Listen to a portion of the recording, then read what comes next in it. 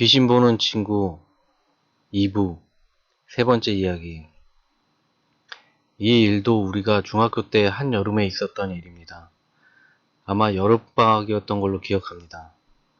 정희는 1편에서 나왔던 자취하던 친구 집에서 자기로 했습니다. 그날도 신나게 놀다가 해가 지고 친구네 집으로 갔습니다. 이런저런 얘기하다가 잠자리에 들었습니다. 잘 자고 있는데 정희가 갑자기 친구들을 마구 깨웠습니다. 친구는 왜 그러냐고 그러자 정희가 지금 당장 남자친구한테 전화 한번 해보라는 거였습니다. 친구는 이 새벽에 무슨 일이냐고 물으며 지금 시간이 너무 늦었다고 말했습니다. 그 당시에는 핸드폰이 없었던 시기였습니다. 집으로 전화하기엔 너무 신뢰가 되는 일이었습니다. 그런데 정희가 괜찮으니까 빨리 남자친구한테 전화를 하라는 거였습니다. 남자친구는 할머니와 살고 있었는데 그 때문에 남자친구가 전화 받을 확률이 높긴 했지만 그래도 할머니가 깨진 않으실까 걱정하면서 정희가 보통 친구도 아니고 괜히 이런 일을 하진 않으니까 전화하기로 하였습니다. 비몽사몽에 남자친구에게 전화를 걸었습니다.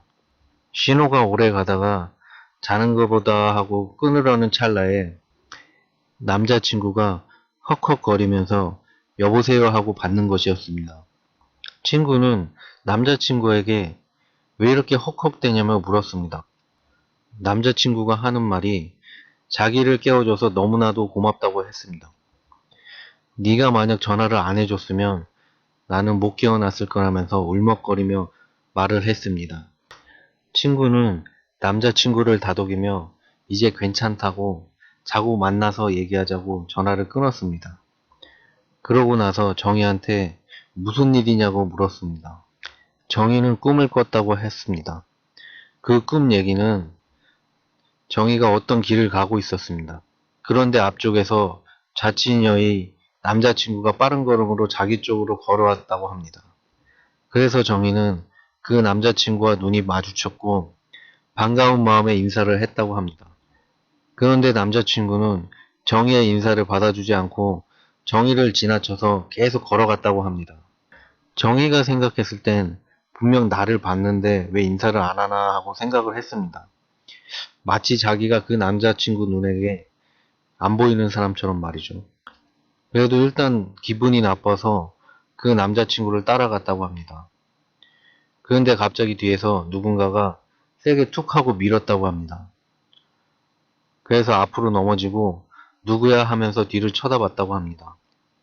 웬 꼬마 아이가 서 있었는데 정희가 꼬마에게 왜 미냐고 사과해야 되는 거 아니냐며 따졌다고 합니다.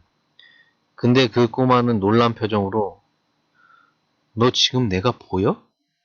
너 누구야?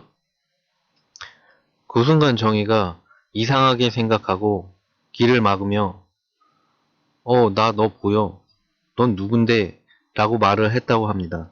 그런데 그 꼬마가 정희에게 비키라고 하고 나 지금 저 애 잡으러 가야 된다고 말을 하였습니다. 근데 정희는 절대 비켜줄 수 없다며 계속 막았습니다. 근데 그 꼬마는 힘이 완전 어른이 잡아당기는 것처럼 아주 셌다고 합니다. 정희는 온 힘을 다해 계속 막았다고 했습니다. 그래서 꼬마도 뭔가 느꼈거나 안 된다는 걸 알았는지 이 말을 하고 없어졌다고 합니다. 다음에 내가 너 꼭 데리러 올 거야. 내가 너 꼭 잡아갈 거야.